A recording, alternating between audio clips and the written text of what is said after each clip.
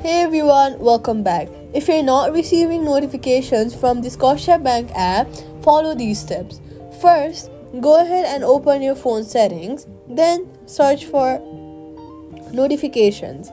Now scroll down and look if you have enabled it for the Scotiabank app or not. If not, make sure to toggle the option on. Next, open the Scotiabank app and check that the alerts are turned on inside the app settings. Make sure battery saver or data saver mode is not blocking notifications. If notifications still do not appear, restart your phone.